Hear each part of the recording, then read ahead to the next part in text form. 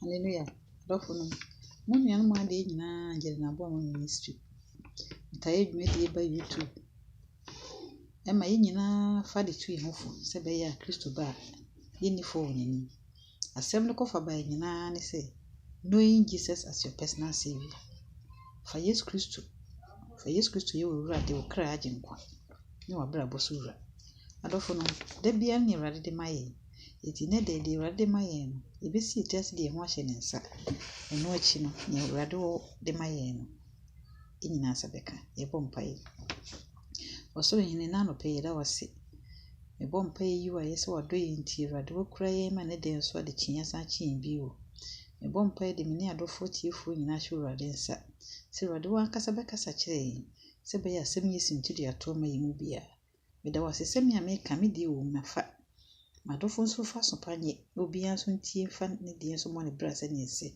Na Kristo woyi ho adi a me no ma mu bia na yɛtiefo mu bia yɛanyɛ yeraba. Meda wase wadom nti. Amen. Adɔfo no, ɛne da yi ne Awurade de ma yɛn no. Asɛm no ɛbotae nyinaa ne sɛ behold. Asɛm no wɔ Revelation chapter 3 verse 20. Let's read it. Behold, I stand at the door and knock. If anyone hears my voice and opens the door, I will come in to him and dine with him and he with me. Asɛm no nyinaa ne sɛ ɔsɛ me gyina wakoma pono akyi me bom. Na ne ɔbɛte me ne na wabie me no. Me ne bɛto nsa didi na ɔno nso ne me adidi. Adɔfo no, so obi ka sɛ behold a ɔsɛ hwɛ. Behold. Wokin kan hwɛ ayina ɔsɛ hwɛ. Enti sɛ obi ka hwɛ a adɔfo no na ɔpɛ sɛ ayɛ sɛ obi ne odi nkɔmɔ na wayi wani sɛ wo sɛ nipa na ka kyerɛ sɛ na wo hwɛ m'anim. Ana tie deɛ meka na kyerɛ sɛ ɔpɛ sɛ ɔkyerɛ wo sɛ ma wasombra ne kɔmɔ a wɔne odi no so. Ɛna obi nso bɛka saa kyerɛ wo no na kyerɛ sɛ asɛm a wɔka ne hia enti tie na fa na yɔ. Adɔfo no, ne wo nua ka nyinaa ne sɛ minim sɛ adɔfo no minim sɛ ehia ma sɛ onipa bia wo hwɛ ɔbɔfo ɛna ɔyɛfo kyerɛ kwan. Wei a yɛka yi, hwan na gyina pono n'akyi? Jesus Christ. Yesu Kristo a Bible sɛ ɔte sɛ nnɛ ɔkyena daa pɛm ɔnsesa no. Yesu ya wagye binom dada. Na yɛn yɛwɔ hɔ nom nnɛ nso so no. Ne ɔbɛfa na yɛ ne wura bia ɔno so ɔbɛgye no mo anya daa nkwa. Me nua adɔfo. Ti ɛna no pɛ de ne wɔka kyerɛ sɛ wɔgyina yakoma pono akyi ɛna wɔbɔ mu. Ɔdɔfo nti da bia wo nua kasa a edu baabi na obusa sɛ me nua ɛnyɛ bia wonim Jesus Christ.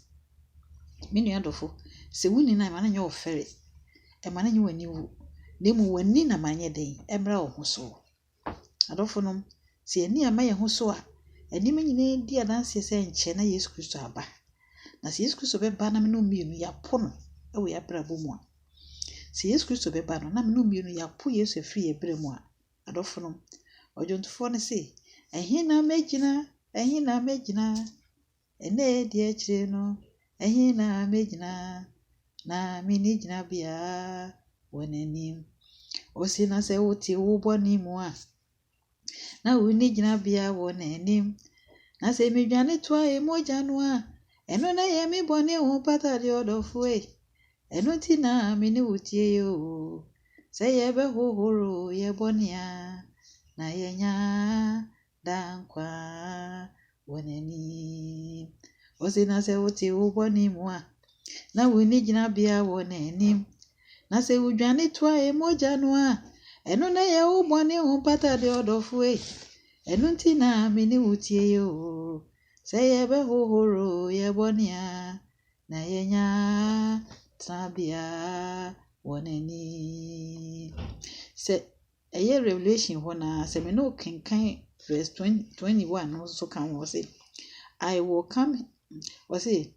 You can verse 20, you can verse 21. Was it to him who overcomes, I will grant to sit with me on my throne, as I also overcome and sat with my Father on his throne. He who has an ear, verse 22 no. Or say, he who has an ear, let him hear what the Spirit says to the churches. I don't know. So we can say, you. Or say, Nania, or say, near within Kunim, never time a jasso. Nania was son. I don't know debating about so born my own yason. Not Bible can't so no one can you tear your hair, tear you. Now, what can you what tea when you coupon drink such as a man with Jana Kumano? Now, what can the one name Yesu a bremo? What yes in whom you say, a semi way over Jesus Christ? Or send your wild son, won't tear the home no, a catch us a phone. I don't know. Say, I now saw me radiasum. Nay, ya so mad for I am found down qua and quadye embrayenia, many other fool. A be a boy no worker so media me will be waiting in sacrum, be doing my hot or so, when me boa and a boa me nearly any day more for catching meaning, say the fear dear, when ye need us so, I don't follow. Say ye Jesus dear way a boca. That's the Bible, a cow, 1 John chapter 5, verse 12, 1 John chapter 5. Verse 12. Was it the war banner or cow banner or cow baby? Nay, Jesus Christ. Sunset Bible cow you henny was in the moon and quaw, na and quanny nipper high. It in a nano pay, or catch him and I will say, would you not come up on each or fo?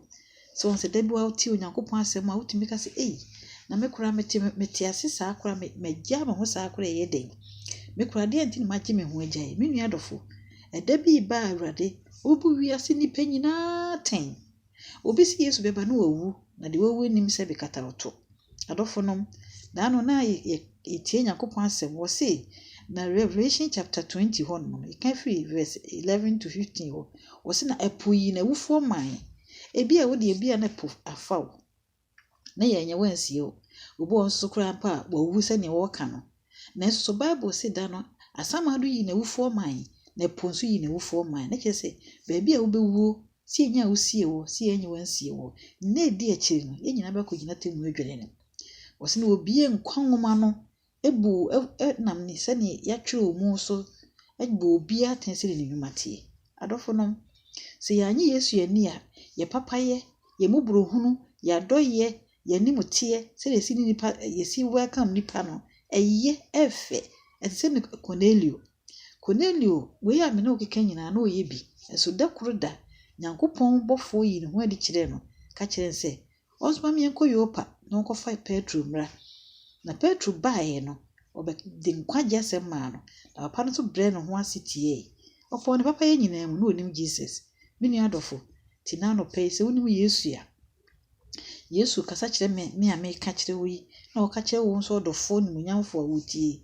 Ni nyina ne se, wo si wo Osi hwe megina opunachi akoma opunachi mi bom adofo no mama yemie Jesus Christ na apart from ono no enkwaje ni ade fufuro bi mu na dan kwansoso ye nton na wakase bia menye sika broso a metim mato bi da bi ni nyina ne se obefa Yesu Kristo ayi wurade oni be ye okra age nkwa ene wa bra bo a wo nyina so wura na ono ne be che ne ye ene ni kwasa wo ye on se on said 22 no say he who has an ear let him hear what the Spirit let you say hon kronkron no efiri ono Yesu Kristo nchen na wo gine dia wo de betena wo mu eno ne dad na onipa onyamsom mu woni no na wo gi Yesu dia se wonim Yesu na wo gine dia wo ba hwa sorry a wo de Nyankopon asem etiti nipa akọ na wakọ asori no nyame nipa ne da Bible studies wakọ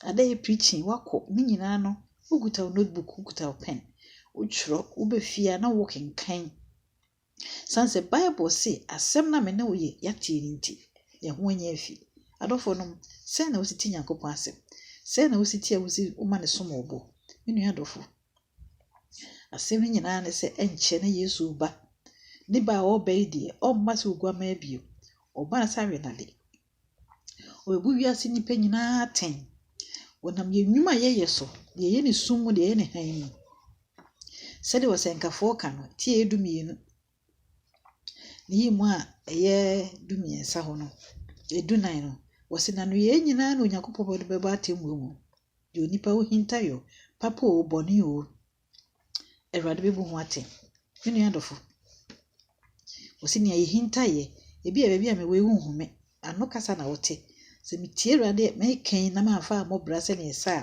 ene edi echi medifo saa nso no dɔfo nso wotie asɛm se wotie na nso amfa anye se ne sa antua na mo ama Kristo ama woba ne maye tosumi onya ne nkyɛn akwa nso bedifo ti de ne de Awurade ka kire nyina ne se wo se hwɛ behold asɛm literal de no asɛm ne heading no se behold hwɛ obi ka sɛm bibi se kyerɛ wa ebi won ma anye pra na yekum hwɛ so ho o se hwɛ asma me no kan wuntie hwɛ manim na tie mi ne kyerɛ se wo twe wadwene amana ba bibi so odofo baabi a wo bia Yesu dɔ se ne wuti bia odɔ ti ne wo se ya so na tie no ya so manasem na bia koma no ma no sanse ho ne na tena ya atwa so tena ti fa koma ne ma no na ado akoma ma no a no be na tena ye wo mu a obedi nipadua no so na wo kyerɛ ne yesa wo ye na se woni no nti se wafa na ye wura nti se wo de wabra bo hye ne nsanti me se na edi akire dɔfo Kristo yi ne ho adia unifo ne ye na me ne wati se ye be ye nti ye pagye yensa afa Kristo Yesu na de ti se wo sa ho brasie mu a wo so pagya wonsa bra wo nua pagya ne nse de meka me din wo na wo din ahye ho kafira koma ebubu mu sanse Revelation 3:20 ho no o me hu se Awurade yakoma no na wo partner mu entru ogina kire ebu mu no odofo se wa ya so ama Awurade de a asɛm literal de o behold se wa ya so ama Awurade asɛm de a ene wo nua pagya ne nsa ti wo so pagya wonsa bra ye fa Kristo ka se ene de me Angelina begitum se me edibo ye ni na mentumi nyeme ho ti Awurade me so se gime fa me boni nyina ache me na ti mu firi ne ntini nyina mu Awurade me bompa ya no pese ebra wagye me ho mmobɔ na de me mfum so no me boni nyina ache me na do mogya de hia hohoro me hu mesrew afa me Angelina me fa Kristo Yesu ye me Awurade me kra gye nkwa na mabrabo a me bosu wura mesrew mo atwere me de won nkwa nwum na de maka ho tefo ho na so ofum na wo ba me Angelina ma nya yiraba me de wase wagye me wadomti amen odofo ene de oje Awurade Yesu Kristo de na wasi nsankyeni bedi asɛm nachi wasi nkwa ma nyina akɔka asɛm no na ne obagye die no nsankyeni bedi nachi me ne obɔ mpae se bebi wo hon ma wote nkasa wo ho fa wo a fa wadwen si mpae Yesu me se Awurade benam so na wo homobo ye bɔ mpae odonfo ne obuhunfo agya ene anope ye da wase ye bɔ mpae da wase se ne de wa matiefo de wo na so ama Awurade asɛm na wasɛm ba ye se hwɛ behold je se yemi animra ye ho so ba bia ya nante akoduro ya dwane akohye bia no yemi animra ye ho so se ewiase gifo bia ni ba bi se wo Jesus Awurade me bɔ mpae da wase se wo made aso ama wo na masɛm nyina ne se wasɛm kan se yankɔ ka asɛmpa ne nkyerɛ bɔde nyina na ne obagye adi no ensankyene bi di nachi me bɔ mpae wo Yesu din mu se Awurade ma wo nsankyerene a ɛya yaresa nkɔ obi a wote nka wo nipaduam se ne ho fa no mo yare se tumi nkɔ ne nkyɛn afei me bɔ mpae se obi tie asɛm yi wo hiahia wo ahomete ahoyira ana awerɛhodie bi hye obi so a Awurade gye ne firi mu wo Yesu din mu na wo tumi no ahoɔden so na wo tumi no ahoɔden so na Awurade kae wo maadofo wo Yesu Kristo din mu tumi nyina Awura edmonyam nkan se ne dei wonam wodom so begye twe maba wo nkyɛn na wani aba wo ho so se woni wahu na wahu wo Awurade ma nkokwa hoɔden ne hine wo mu na nkronkron fa wo nyɛ na ma wamfom ankɔ ne oni kwa so kɔhu bi na Awurade ufum na wo ba me ne wo maadofo ya anya yiraba wadomti amen adofo no Awurade nhyira mo Awurade ya doma da foforo besen ahia mo ma bye